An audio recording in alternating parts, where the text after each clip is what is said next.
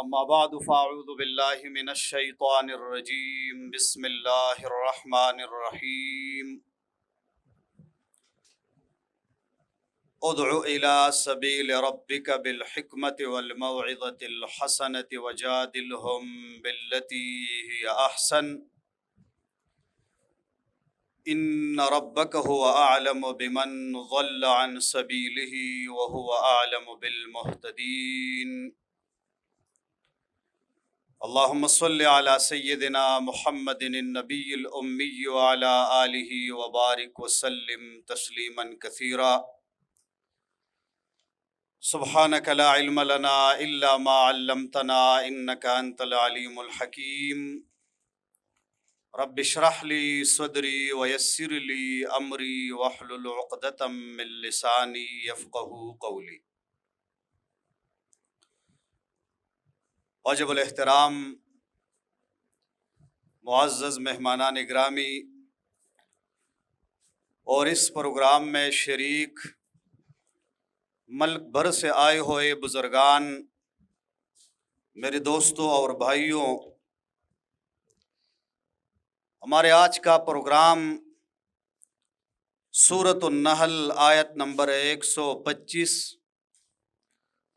ادع الی سبیل ربک بالحکمت والموعظۃ الحسنہ، یہ ہماری گفتگو کا عنوان ہے۔ اللہ رب العالمین نے قرآن کریم عالمی انسانیت کے ہدایت کے لیے بھیجا ہے، اور قرآن کریم میں جا بجا دعوت اور تبلیغ کی اصول اور اسالیب اللہ نے بیان فرمائی ہے۔ تو سورہ نحل کی یہ آیات مبارکہ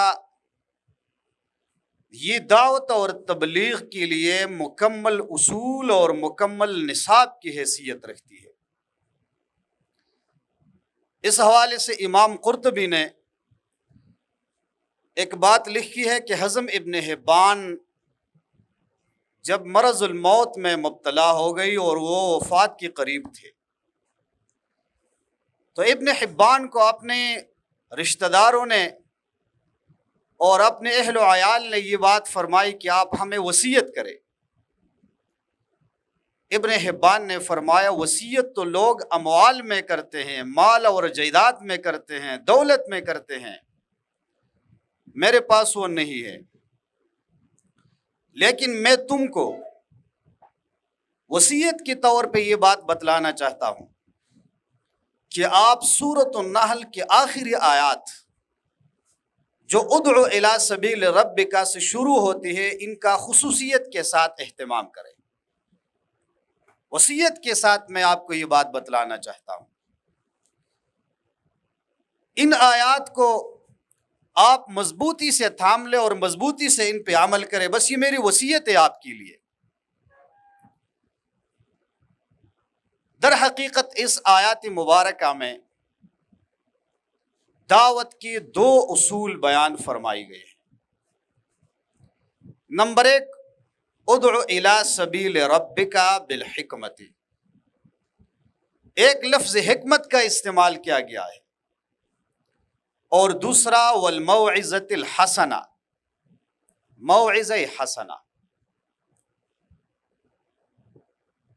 علامہ علوسی اپنی تفسیر روح المعانی میں اس آیات کے حوالے سے یہ بات لکھتے ہیں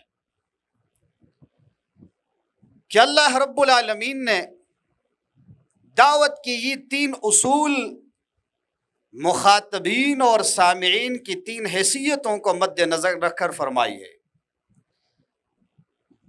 حکمت، موعظۃ الحسنہ، اور اگر کہیں پہ مجادلہ، بحث مباحثہ اور مکالمہ کی نوبت آ جائے تو پھر وہاں وجادلہم باللتی ہی احسن۔ تو جب آپ دعوت دیں گے، ہم دعوت کا کام کریں گے، تو سب سے پہلے اگر ہمارا سامنا، ہمارے سامعین اہل علم علم اور فہم والے لوگ ہو تو ان کو ہم حکمت کے ساتھ سمجھائیں گے، اور اگر ہمارے سامعین عام لوگ ہو تو ان کو ہم موعظۃ الحسنہ کے ساتھ سمجھائیں گے، اور اگر سامع اور سامعین اور مخاطبین وہ ضدی ہو، عنادی ہو، شکوک اور شبہات میں مبتلا ہونے والا ہو، اعتراضات کرنے والا ہو، تو پھر آپ دلائل کی بنیاد پہ آپ ان کے ساتھ اچھی انداز میں، اچھی طرز پہ، نرم لہجہ میں ان کے ساتھ گفتگو کریں گے۔ وَجَادِلْهُمْ بِالَّتِي هِيَ أَحْسَنُ۔ جب آپ انبیاء کی زندگی پہ اور حیات مبارکہ پہ نظر ڈالتے ہیں تو در حقیقت دعوت کا سب سے بڑا کام اور سب سے زیادہ کام اور سب سے پہلا کام انبیاء کرام نے کیا ہے۔ تو اسی وجہ سے نبی کا فرض منصبی بھی یہ ہے، ادعو الی سبیل ربک، دعوت کا معنی ہے بلانے والا، اللہ کی طرف بلانے والا، اللہ کی وحدانیت کی طرف بلانے والا۔ اور سورہ احزاب میں یہ صفت پیغمبر کے ذکر بھی کی گئی ہے، وَدَاعِيًا إِلَى اللَّهِ بِإِذْنِهِ وَسِرَاجًا مُنِيرًا یا قومنا اجیبوا داعی اللہ وآمنوا به یغفر لکم من ذنوبکم ومن احسن قولا ممن دعا الی اللہ وعمل صالحا۔ در حقیقت دعوت کا کام یہ پیغمبرانہ کام ہے، یہ نبوی مشن ہے اور نبوی کار ہے۔ تو اسی وجہ سے قرآن کریم نے دعوت کے لیے کبھی دعوت الی اللہ کا لفظ استعمال کیا ہے، کبھی دعوت الی الخیر کا لفظ استعمال کیا ہے، اور کبھی دعوت الی سبیل اللہ یا الی سبیل ربک کا لفظ استعمال کیا ہے۔ لیکن ان سب کا ما حصل اور ان سب کا حاصل ایک ہے کہ اللہ کی طرف بلانا۔ تو میرے بزرگوں اور دوستوں، اس کے بعد ہم یہ بات بتلائیں گے، دو ضروری بات، کہ جب ایک داعی دعوت کا کام شروع کرتے ہیں تو ہم کہاں سے اس کی ابتدا کریں گے، اور دوسری بات دعوت کے میدان میں یہ ہے کہ ہمارا طریقہ دعوت اور طرز دعوت کیا ہوگا۔ ایک مسلم کی حیثیت سے، ایک مسلمان کی حیثیت سے، ایک داعی اور مبلغ کی حیثیت سے، اگر ہم اپنے عزیزوں کو دعوت دینا چاہتے ہیں تو کس حیثیت سے اور کس طریقے سے دیں گے؟ تو ذرا ہم اگر داعی اعظم صلی اللہ علیہ وسلم کی حیات مبارکہ کو دیکھیں، اور قرآن کریم سے ہمیں یہ ہدایت ملتی ہے دعوت کی ابتدا کہاں سے کریں گے اور دعوت کی ابتدا کہاں سے ہونی چاہیے۔ اللہ رب کریم فرماتا ہے، یا ایھا الذین آمنوا قوا انفسکم واہلیکم نارا۔ سب سے پہلے دعوت کا مخاطب داعی کی ذات خود ہوگی۔ اگر میں مسلمان کی حیثیت سے کسی کو دعوت دیتا ہوں تو داعی کی حیثیت سے میرا یہ فرض بنتا ہے کہ میں اپنی دعوت کا عملی مظہر ہوں، میں اپنی دعوت کا عملی تصویر ہوں، اور میں اپنی دعوت کا چلتا پھرتا ایک نمونہ ہوں، تاکہ میرا کردار، میری زندگی اور میری نشیب و فراز اٹھک بیٹھک کی میری دعوت کی عملی تصویر ہو۔ اسی وجہ سے قرآن کریم میں اللہ نے فرمایا، یا ایھا الذین آمنوا قوا انفسکم۔ سب سے پہلے اپنے نفس پہ کام کرنا ہے، اپنی ذات پہ کام کرنا ہے، اور جب اپنے ذات پہ کام ہو جائے، اپنی ذات کی اصلاح ہو جائے، دعوت کے تقاضوں کو اپنی ذات میں ہم جذب کر لیں اور سمو لیں، تو پھر اس کے بعد قرآن نے ہمیں جو ہدایت دی ہے وہ اہلیکم، اپنے اہل و عیال کو، اپنے بچوں کو، اپنے خاندان کو، اس کو جہنم کی آگ سے بچاؤ، اللہ کے قہر اور غضب سے بچاؤ۔ اور آپ دیکھیں، جب حضرت ابو ہریرہ رضی اللہ تعالی عنہ، نام سنا ہے ہم سب نے، مشہور محدث ہے، کثیر المرویات والے صحابی ہے، سب سے زیادہ روایات 5374 روایات اس سے منقول ہے۔ جب اس نے اسلام لایا اور وہ مسلمان ہوئے اور رسول اللہ صلی اللہ علیہ وسلم کی خدمت میں حاضر ہوئے بارگاہ نبوی میں، تو اپنے اسلام کے بعد رسول اللہ سے کس چیز کا سوال کرتے ہیں؟ نبی مہربان کو فرماتے ہیں، یا رسول اللہ میری ماں کے لیے ہدایت کی دعا کرے تاکہ وہ مسلمان ہو جائے۔ وہ مسلمان نہیں ہے اور میں یہ برداشت نہیں کر سکتا، میں یہ گوارا نہیں کر سکتا کہ میری ماں جہنم کا ایندھن بن جائے۔ تو جناب نبی مہربان صلی اللہ علیہ وسلم نے ابو ہریرہ کی ماں کے لیے دعا فرمائی، اللہم اہد ام ابا ہریرہ، اللہ ابو ہریرہ کی ماں کو ہدایت نصیب فرما۔ اور اب اسی طرح آپ دیکھیں طفیل عمر دوسی اپنی ہدایت کے بعد وہ اپنے اہل و عیال اور قبیلے کے لیے نبی مہربان سے دعا کی درخواست کرتے ہیں، اور نبی مہربان نے دعا فرمائی، اللہم اہد دوسا، اللہ دوس قبیلے کو ہدایت فرما۔ تو دوسرا ہمارا ٹارگٹ، داعی کا ٹارگٹ اپنے نفس کے بعد اپنا گھر ہوگا، اور تیسرا پھر گھر کے بعد اپنا خاندان، اپنے رشتہ دار، وَأَنذِرْ عَشِيرَتَكَ الْأَقْرَبِينَ۔ اور یہ وہی طریقہ ہے قرآن نے بیان فرمایا ہے اور داعی اعظم نے اس کو اپنایا ہے۔ نبی مہربان صلی اللہ علیہ وسلم نے اپنے رشتہ داروں کو جمع کیا، اپنے خاندان کی ایک میٹنگ بلائی، ایک اجلاس بلایا، اور اس میں یا 42 یا 43 لوگ موجود تھے، اور نبی مہربان نے ہر ایک کو نام لے کر پکارا، یا حمزہ، یا عباس، یا علی، یا فلان، یا فلان، آپ کو معلوم ہے کہ مجھے نبوت عطا کی گئی ہے، اور اسی لیے میں نے آپ کو بلایا ہے کہ آپ میرے ساتھ کھڑے ہو جائے اس کام میں، دعوت حق کو قبول فرمائیے۔ حضرت علی رضی اللہ تعالیٰ عنہ کے ماں سوا کسی نے بے نبی مہربان کی بات نہ مانی، لیکن داعی کی حیثیت سے تیسرا مرتبہ اور تیسرا مرحلہ اور تیسرا میدان وہ اپنے خاندان اور رشتہ دار تھی، نبی مہربان نے اس میں اپنا فرض ادا کر لیا۔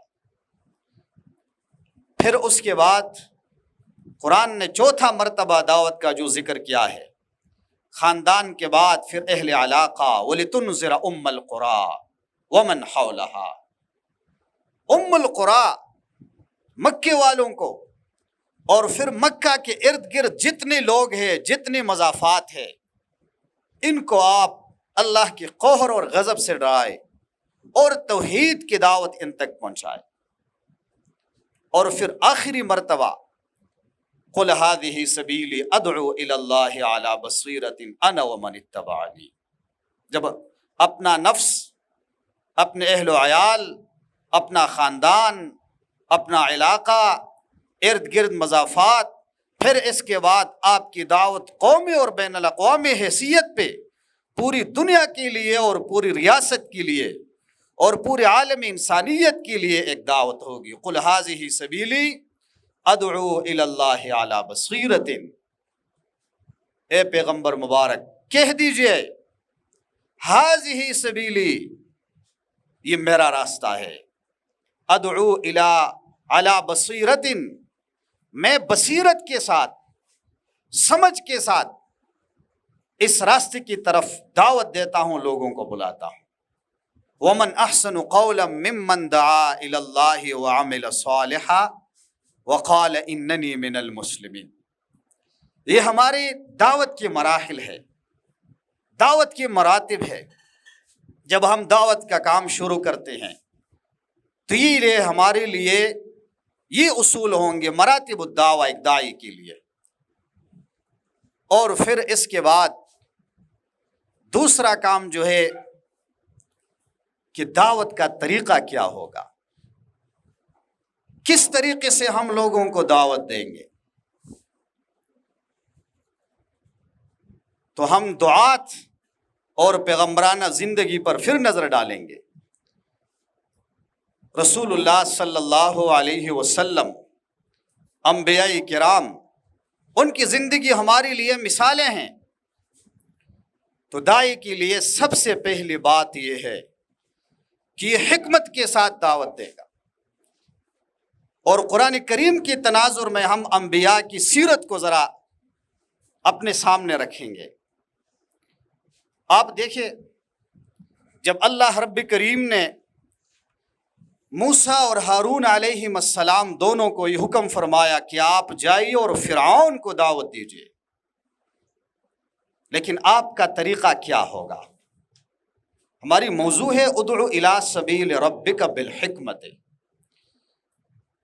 اب آپ سوچئے، فرعون ایک جابر، فرعون ایک ظالم، فرعون ایک خدائی کا دعویٰ کرنے والا اور الوہیت کا دعویٰ کرنے والا، جب اس کے سامنے داعیان جائیں گے تو کس طریقے سے اپنے بات سامنے رکھیں گے؟ لیکن جب موسیٰ علیہ السلام فرعون کے پاس دعوت کے لیے جاتے ہیں تو اللہ کیا فرماتا ہے قرآن کریم میں؟ فَقُولَا لَهُ قَوْلًا لَيِّنًا لَعَلَّهُ يَتَذَكَّرُ أَوْ يَخْشَىٰ۔ آپ ان کو نرم لہجے میں، نرمی سے بات کہہ دیجئے، نرم لہجے میں سمجھائیے۔ اب ظاہر بات ہے کہ جب موسیٰ علیہ السلام فرعون کے پاس گئے، اس کا جواب کیا تھا اور اس کا ریئیکشن کیا تھا؟ اس نے وہی پرانے باتیں یاد دلائی۔ آپ وہی فعلت فعلتک التی فعلت وانت من الکافرین، الم نربک فینا ولیدا ولبثت فینا من عمرک سنین۔ آپ وہی پرانے موسیٰ ہے جو ہمارے پاس رہتے تھے، آپ نے ہمارے گھر میں تربیت پائی ہے، اور پھر آپ نے ایک کام کیا تھا، وفعلت فعلتک التی فعلت وانت من الکافرین۔ لیکن موسیٰ علیہ السلام ایک داعی کی حیثیت سے ان باتوں کا جوابات نہیں دیتے۔ وہ کیا کہتے ہیں؟ ہم اللہ کی طرف سے آئے ہیں، آپ ہماری بات کو مان لے۔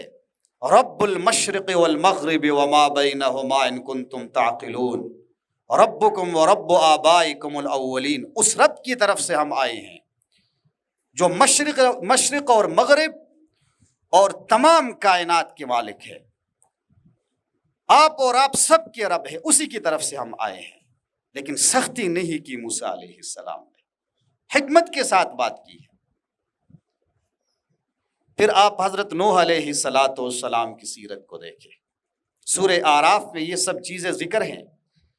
نوح علیہ السلام کے حوالے سے آپ سب اہل علم حضرات تشریف فرما ہے، آپ کے علم میں ہیں کہ 950 سال تقریباً اس نے دعوت اور تبلیغ کا کام کیا ہے، لیکن چند لوگوں کے ماں سوا اس کے ساتھ جم غفیر نے ساتھ نہیں دیا۔ لوگ اس کو کیا کہتے ہیں؟ لوگ اس کو کہتے ہیں کہ نوح آپ بے وقوف ہے، العیاذ باللہ، آپ گمراہ ہے، ہم آپ کی بات ماننے کے لیے تیار نہیں ہے۔ نوح علیہ السلام ان کے جواب میں کیا کہتے ہیں؟ یا قوم لیس بی ضلالۃ ولکنی رسول من رب العالمین ابلغکم رسالات ربی وانا لکم ناصح امین۔ میں گمراہ نہیں ہوں، میں نادان نہیں ہوں، بلکہ میں اللہ کی طرف سے رسول ہوں آپ کے لیے، اور میں آپ کے لیے خیر خواہ ہوں۔ ہود علیہ السلام اس کے بعد جب قوم کو ہود علیہ السلام نے دعوت دی، یا قوم اعبدوا اللہ ما لکم من الہ غیرہ، اے میری قوم، پیار کے ساتھ، یا قومی، اخوت اور محبت کے ساتھ، اس لفظ یا قوم میں بھی حکمت اور محبت کی طرف اشارہ ہے کہ داعی اور داعی کے سامعین ان میں آپس میں کوئی نفرت نہیں ہے۔ داعی ایسا لہجہ استعمال کرے گا کہ جس کی نتیجے میں وہ اپنے سامعین کی توجہ کو حاصل کرے گا، تاکہ سامع یہ نہ سمجھے کہ نفرت انگیز انداز میں ایک داعی ہم پر اپنی بات کو مسلط کرنا چاہتے ہیں۔ تو ہود علیہ السلام کیا فرماتے ہیں؟ یا قوم اعبدوا اللہ ما لکم من الہ غیرہ، اے میری قوم اعبدوا اللہ ما لکم من الہ غیرہ۔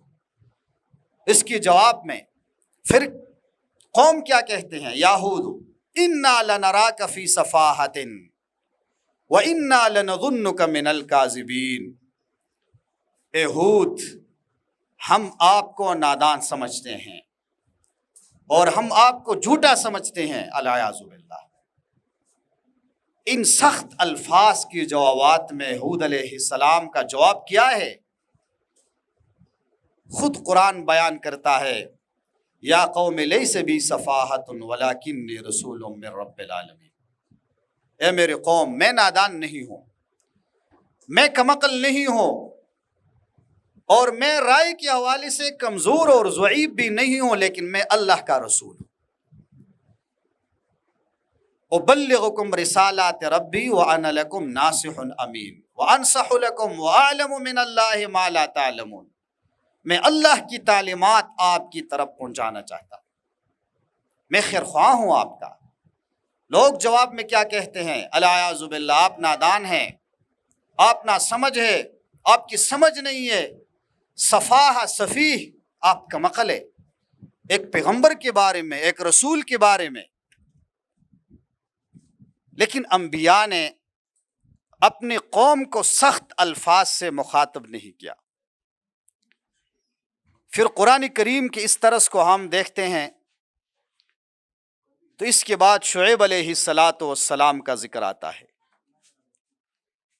شعیب علیہ السلام جب اپنی قوم کو رب کی طرف بلاتا ہے تو قوم کیا کہتی ہے؟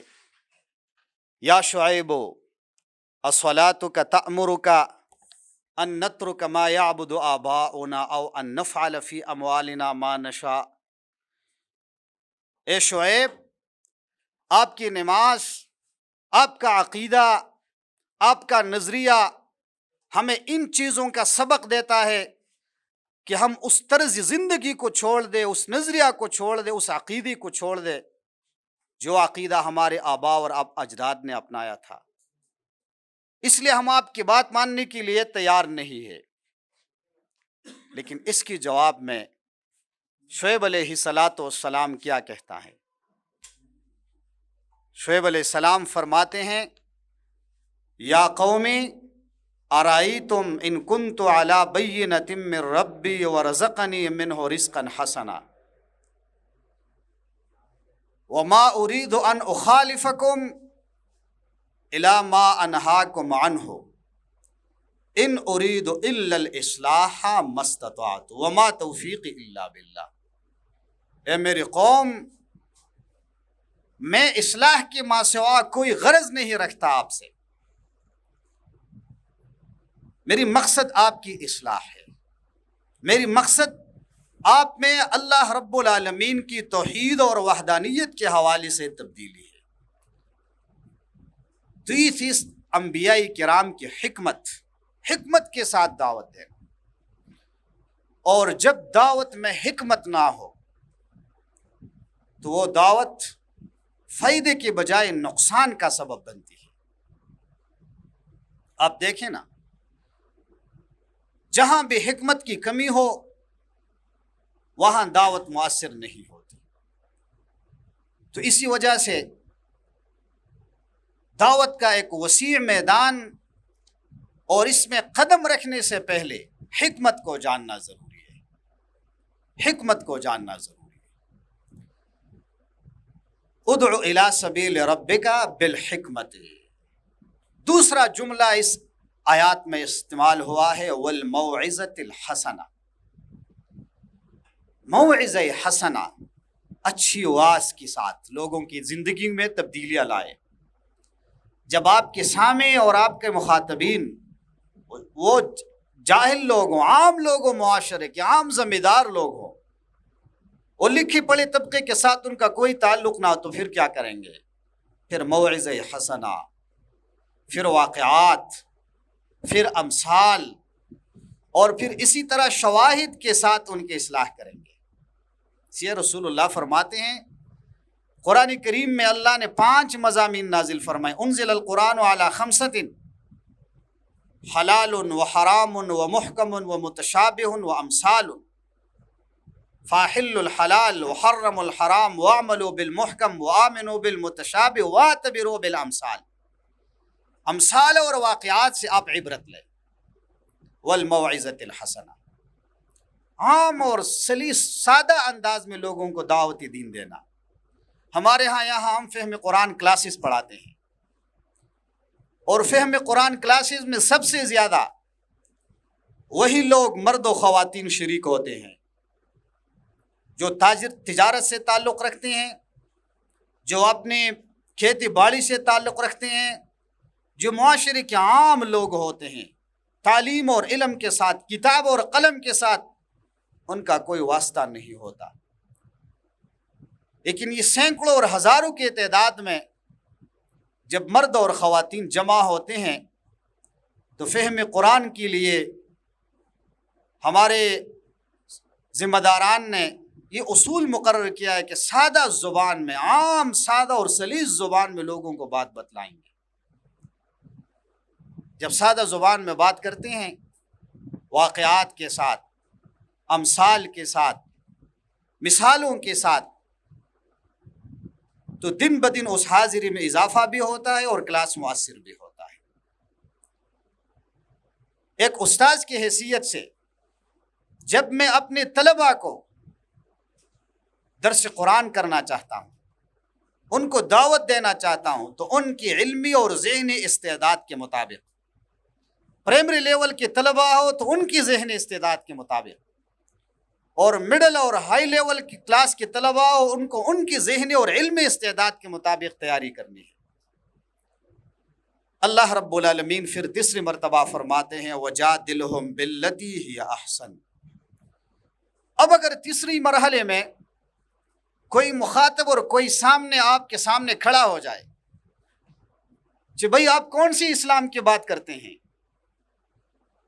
یہاں تو بہت سارے مذہبی اور دینی جماعتیں ہیں، ہر ایک دین اور اسلام کی بات کرتے ہیں، آپ کون سی اسلام کی بات کرتے ہیں؟ تو پھر ہم جھگڑا نہیں کریں گے، جذبات میں نہیں آئیں گے، ہم اس کو سمجھائیں گے۔ بھئی ہمارے تصور اسلام ہمارا یہ ہے، ہمارا تصور دین یہ ہے، ہمارا تصور شریعت یہ ہے کہ ہم اسی اسلام کو مسجد میں بھی نافذ دیکھنا چاہتے ہیں، بازاروں میں بھی نافذ ہونا دیکھنا چاہتے ہیں، اس کو ہم عدالتوں میں بھی نافذ العمل دیکھنا چاہتے ہیں، اس کو ہم ایوانوں میں بھی نافذ العمل دیکھنا چاہتے ہیں، اس کو ہم معاشرتی اور خاندانی زندگی میں بھی نافذ العمل دیکھنا چاہتے ہیں۔ یہ ہمارا تصور ہے۔ وَجَادِلْهُمْ بِالَّتِي هِيَ أَحْسَنُ، مناسب طریقے سے آپ بات کریں گے۔ اسی لیے دعوت کا احسن طریقہ یہ ہے، اور مجادلے کا احسن طریقہ بھی یہ ہے کہ آپ کی دعوت کسی پہ بوجھ نہ ہو جائے، آپ کی دعوت اس طرح خشک نہ ہو کہ سامنے آپ کی بات سننے کے لیے تیار نہ ہو، آپ کی بات اتنی لمبی نہ ہو کہ لوگ آپ کے سننے کے لیے آمادہ نہیں ہوتے۔ حضرت انس رضی اللہ تعالی عنہ فرماتے ہیں کہ رسول اللہ نے فرمایا یسروا ولا تعسروا وبشروا ولا تنفروا۔ اے میرے صحابہ، اے میری امت، میرے امت کے داعیان، اس دین کو آپ آسان کر لے، اس کو سخت نہ بنائے، مشکل نہ بنائے، اور لوگوں کو اللہ کی رحمتوں سے ان کی خوشخبریاں سناؤ، اللہ رب العالمین کی بارگاہ سے لوگوں کو متنفر نہ کرو۔ اب دیکھیں دعوت کی اس اسلوب کو، نبی مہربان صلی اللہ علیہ وسلم نے صحابہ کرام کو فرمایا ہے کہ آپ لوگوں کو اللہ کی طرف قریب لاؤ، اور مجادلہ حسن دلیل کی بنیاد پہ ہونا چاہیے۔ اسی وجہ سے ہمارے آج کل کی اس معاشرے میں جو مجادلے ہوتے ہیں، جو جھگڑے ہوتے ہیں، جو مناظرے ہوتے ہیں، جو بحث اور مباحثے ہوتے ہیں، ان کی بہت منفی اثرات ہمارے اس معاشرے پہ مرتب ہوئی ہیں۔ اسی لیے کہ اس مجادلے میں اخلاص نہیں ہوتے، اس مجادلے میں اور اس فرقہ پرستی میں اپنے آپ کو اپنے مخالف پہ غالب ثابت کرنا ہوتا ہے۔ اسی وجہ سے امام غزالی رحمہ اللہ نے کیا خوب فرمایا ہے۔ امام غزالی فرماتے ہیں کہ شراب ام الخبائث ہے۔ جس طرح شراب ام الخبائث ہے، شراب کی وجہ سے مختلف گناہوں میں اور برائیوں میں انسان مبتلا ہوتا ہے، اسی طرح مجادلہ اور مباحثہ اور مناظرہ یہ بھی ام الخبائث ہے باطن کے لیے۔ اس لیے مناظرہ کی وجہ سے کئی روحانی جراثیم انسان کی بدن میں پیدا ہوتے ہیں، مثلا بغض اور حسد، استکبار، حق کی قبول کرنے سے انکار۔ اگر قرآن اور سنت کی ایک دلیل آپ کے فکر کے مخالف ہو، ہم اس میں تعویل کریں گے۔ اس لیے امام غزالی نے فرمایا کہ مجادلہ جو ایک روایت بن گئی ہے، اس میں اخلاص نہیں ہے، یہ امت کے لیے سب سے زیادہ نقصان ہے۔ امام شافعی رحمہ اللہ اہل علم کے حوالے سے لکھتے ہیں، امام شافعی فرماتے ہیں کہ علماء کے درمیان علم کا رشتہ یہ رحم متصل کی طرح ہے، اخوت اور برادری کی طرح ہے۔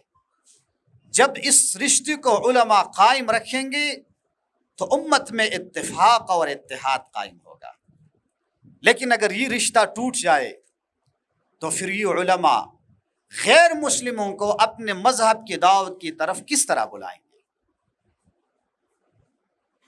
تو جدل اگر مجادلہ کا موقع بھی آ جائے تو ہمیں احسن طریقے سے کرنا چاہیے۔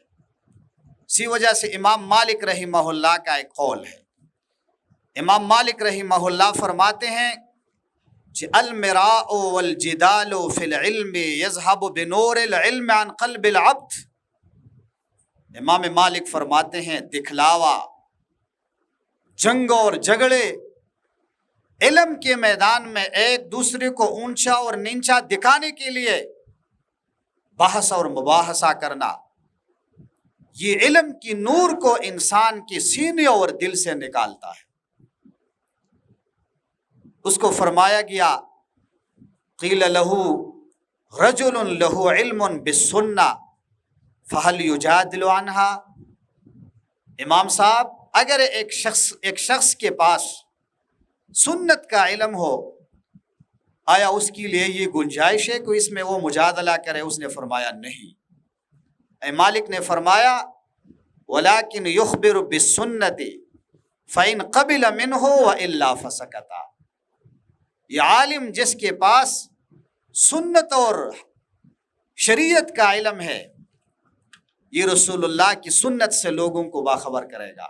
اگر اس کی بات مانی گئی تو اچھا، اور نہیں خاموش رہے گا۔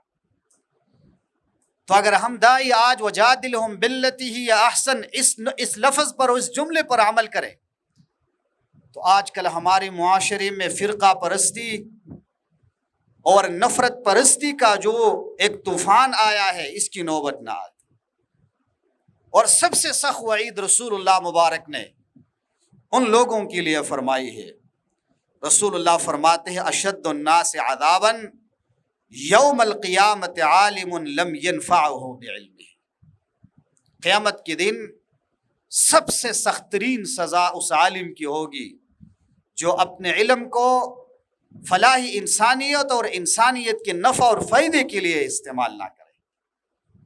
تو اسی وجہ سے ہم مسلمان ہونے کی حیثیت سے، ایمان کی حیثیت سے تقریباً سب علماء ہیں۔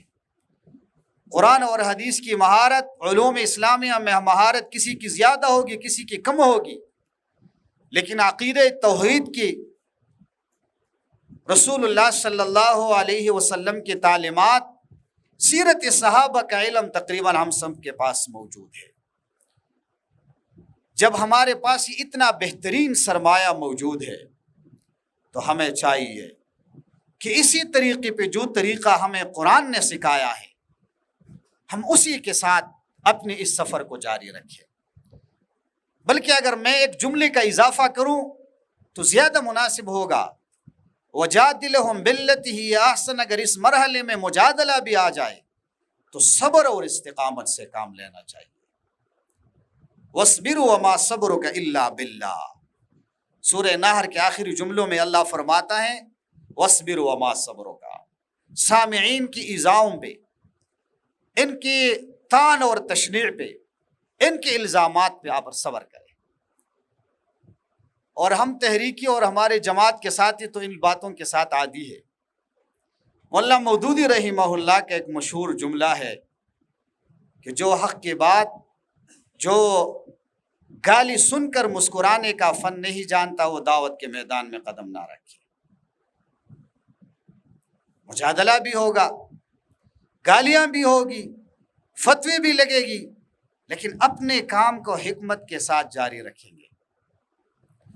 اور آج کل کی اس دور میں جب ہم دیکھتے ہیں سید مودودی رحمہ اللہ کی زندگی کو، میرے خیال میں بہت سے بزرگ اور سینئر ہمارے یہاں تشریف فرما ہے، اور آپ کے علم میں ہوگا کہ مولانا مودودی رحمہ اللہ داعی اسلام انقلاب، ایک مفسر قرآن، ایک فقیہ، ایک امام ہونے کی حیثیت سے جس انداز میں قرآن اور سنت کی دعوت اس نے عام لوگوں تک، تعلیم یافتہ طبقے تک پہنچائی ہے، گزشتہ صدی میں کسی نے یہ کام نہیں کیا۔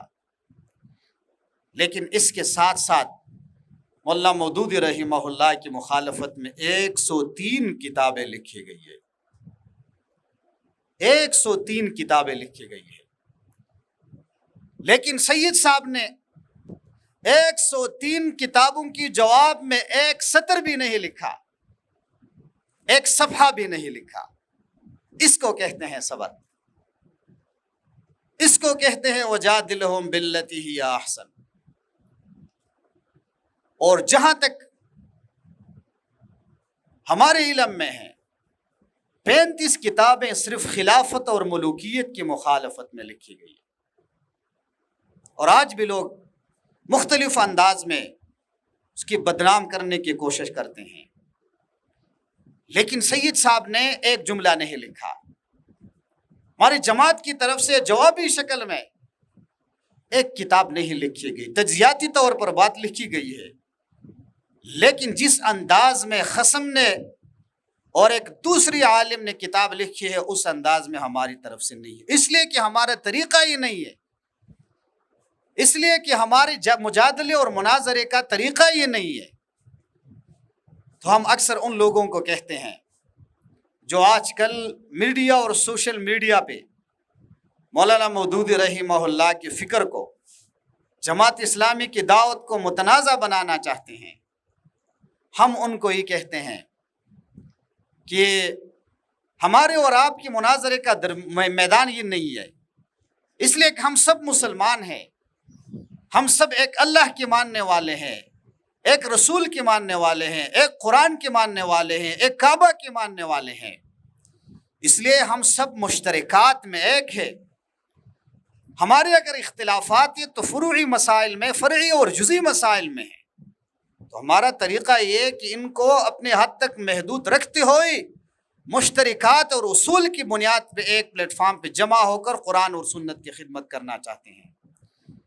لیکن اگر ہمارا مناظرہ ہوگا تو منکرین حدیث کے ساتھ ہوگا، ہمارا اگر مناظرے کا میدان ہے ہم سب کا تو وہ قادیانوں کے ساتھ ہوگا، اگر بحث اور مجادلہ ہوگا حقیقی معنوں میں تو مستشرقین کے ساتھ ہوگا، یہودیوں اور عیسائیوں کے ساتھ ہوگا، ان لوگوں کے ساتھ جو ہماری اصول اسلام پہ حملہ آور ہوتے ہیں۔ لیکن لوگوں نے ہمیں معاف نہیں کیا آج تک، اس لیے ہماری دعوت کا میدان جو ہمارے تحریکی ساتھی ہیں یہ ذرا سخت ہے اور مشکلات کے ساتھ ہے۔ ہم اپنے ماحول میں یہ بات برداشت کر سکتے ہیں کہ بھئی جماعت اسلامی کی فلاں امیر نے اور فلاں وزیر نے اور فلاں سینیٹر نے اور فلاں ممبر نے ایسی ایسی بات کہی تھی سیاست کے میدان میں. سیاسی لوگ ایک دوسرے پہ تنقید کرتے ہیں، اس کو تو ہمارے کارکن اچھی طرح برداشت کر سکتے ہیں، کوئی کرپشن کے الزامات، کوئی یہ کوئی وہ سب کچھ. لیکن کارکن کے لیے سب سے زیادہ اذیت ناک اور تکلیف دہ بات یہ ہوتی ہے کہ جب ممبر اور محراب سے یہ جملہ نکل جائے، اہل جبہ اور دستار کے زبانوں سے یہ جملہ نکل جائے کہ بھئی مودودی گمراہ ہے، مودودیوں کے ساتھ ہاتھ ملانا ناجائز ہے، ان کے ساتھ رشتہ نہیں ہوتا، ان کے جنازوں میں نہیں جانا چاہیے. یہ ہمارے کارکن اور ہمارے ساتھیوں کے لیے بہت زیادہ اذیت ناک ہوتے ہیں. تو اسی وجہ سے لوگ تعصب اور فرقہ پرستی میں اتنے زیادہ آگے چل گئے ہیں کہ انہوں نے حق کو پیچھے چھوڑ دیا ہے. لیکن ہم ان سارے حالات میں قرآن اور سنت کی تعلیمات کو تھام کر اپنے دعوت کو عوام میں، اپنے دعوت کو اپنے تعلیمی اداروں میں، اپنے دعوت کو اپنے حلقے احباب میں ہم اسی طریقے پہ انشاءاللہ آگے جاری رکھیں گے. اور سارے لوگوں نے دیکھ لیا، جب حقیقی دعوت کی بات ہوتے ہیں، حکمت کے ساتھ ہوتے ہیں، موعظہ حسنہ کے ساتھ ہوتے ہیں، تو اس کے نتائج بھی ہوتے ہیں. تو اسی لیے میرے دوستوں اور بزرگوں اور بھائیوں، میدان ہمارے لیے اتنا سازگار بھی نہیں ہے، اس لیے کہ جہاں پر بھی دعوت کا کام ہوتا ہے اور اقامت دین کی دعوت کا کام ہوتا ہے وہاں مخالفت ضرور ہوگی، وہاں آزمائشیں بھی ہوگی، الزامات بھی ہوگی، فتوی بھی ہوگی. لیکن ان سب کو برداشت بھی کریں گے اور ان کے نتیجے میں اپنے کام کو تیز کریں گے. ایک صاحب نے مجھے بتایا کہ بھائی آپ کے اوپر تو اتنے فتوے لگے ہیں آپ کی جماعت کے اوپر. میں نے اس کو بتایا مولانا صاحب 80 سال تک ہم نے آپ کو برداشت کیا لیا ہے، مولانا مودودی رحمہ اللہ کے حیات سے لے کر آج تک. لیکن آپ کو پتا ہے جب ہم شروع کریں گے تو شاید آپ ہمارے سامنے اپنا کلمہ بھی ثابت نہیں کر سکیں گے. لیکن ہمارا طریقہ یہ نہیں ہے، ہمارا طریقہ دعوت یہ نہیں ہے، ہمارا منشور یہ نہیں ہے. لیکن پھر بھی کچھ نادان لوگ ایسے تھے جنہوں نے ہمارے ساتھیوں کو مجبور کر کے اپنا چہرہ قوم کو دکھایا. تو اسی وجہ سے اللہ رب العالمین کی آیات کریمہ یہ ہمارے سامنے ہونا چاہیے. ہمارا اسٹڈی سرکل ہو، ہمارے مسجد میں درس ہو، ہمارے کالج اور یونیورسٹی میں لیکچر ہو، ہماری فہم قرآن کلاسز ہو، ہمارے بازاروں میں میٹنگز ہو اور دکانداروں کے ساتھ ملاقاتیں ہوں، سب اللہ کی رضا، حکمت کے ساتھ، موعظہ حسنہ کے ساتھ. اور اگر ہمارا کسی کے ساتھ بحث اور مباحثہ ہو تو اللہ رب العالمین کے اس جملے کے مطابق ہو کہ وجادلہم باللتی ہی احسن. مجھے امید ہے انشاءاللہ جتنے داعیان گزرے ہیں انبیاء کے زمانے سے لے کر آج تک، اگر اسی منہج پہ ہم اپنے دعوت کو آگے بڑھائیں گے تو انشاءاللہ ہمارے دعوتی ثمراور بھی ہوں گے اور یہ فائدہ خیز بھی ہوں گے. اللہ رب العالمین سے دعا کرتے ہیں کہ اللہ تبارک و تعالی ہمیں ان باتوں پہ عمل کرنے کی توفیق عطا فرمائیے. اور ہمارے جتنے بزرگان اور جتنے دوست دور دراز سے سفر کر کے آئے ہیں، اللہ ان کی سفر کو، ان حاضری کو شرف قبولیت عطا فرمائیے. اقول قولی ھذا استغفر اللہ لی ولکم ولسائر المسلمین وما علینا الا البلاغ المبین برحمتک یا ارحم الراحمین.